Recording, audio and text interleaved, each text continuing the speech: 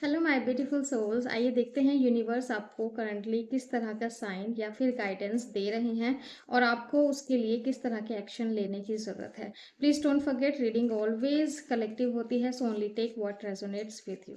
चलिए देखते हैं आपके लिए करंट साइन क्या आ रहा है। Please show me universe what is the current sign.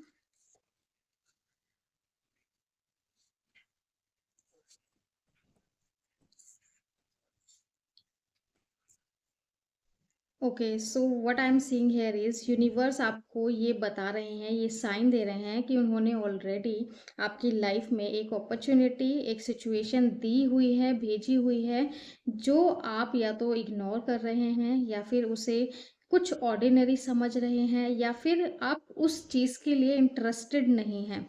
और कहीं ना कहीं आपकी जो इमोशनल स्टेट है वो डिसबैलेंस्ड है, आप बोर फील कर रहे हैं इमोशनली, अपने ही आप से डिस्कनेक्टेड फील कर रहे हो। आप बहुत ही ज़्यादा ना एक ऐसी एनर्जी में हो इमोशनली जो कुछ फील नहीं कर पा रही है। ठीक है, लेकिन यूनिवर्स आपको ये बोल रहे हैं कि जो चीज़ आपको ऑर्डिनरी दिख रही है ना, या फिर जो चीज़ आप मिस कर रहे हो, जो चीज़ आप इग्नोर कर रहे हो अपनी लाइफ में, वही चीज़ आपको आपकी लाइफ में स्टेबिलिटी दे सकती है। लेकिन वो तभी होगा जब आप इस अपॉर्चुनिटी को दिल से अपनाएंगे, इस अपॉर्चुनिटी को अपनी लाइफ में आने देंगे।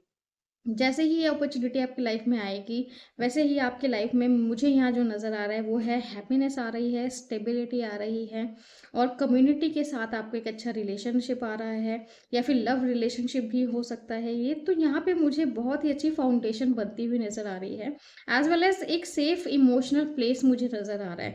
तो ये जो सिचुएशन है ना, ये आपकी लाइफ की किसी भी एरिया में स्टेबल हो सकती है, लेकिन तभी होगी जब आप इस अपॉर्चुनिटी को एक्सेप्ट करेंगे। एंड एक्शन जो लेना है वो ये है कि आप ये जो भी चीज़ें चल रही है, जो भी सिचुएशन है ना आपकी लाइफ में, इस चीज़ को आपको जेंटली हैंडल करना है, इमोशनली मैच्योरिटी के साथ हैंडल करना है, and as well as patience बहुत ही ज़्यादा ज़रूरी है। और इन सबसे ज़्यादा ज़रूरी है कि आप इस चीज़ के लिए कैसा अंदर से फील कर रहे हैं। अपने आप को, अपनी फीलिंग्स को आपको सप्रेस बिल्कुल भी नहीं करना है। अपनी फीलिंग्स को एक्नॉलेज कीजिए, अपने आप को टाइम दीजिए, अपने माइंड को, अपने दिल को थोड़ा ओपन कीजिए। ठीक है, आपको ओपन माइंडेड रहने की ज़रूरत है।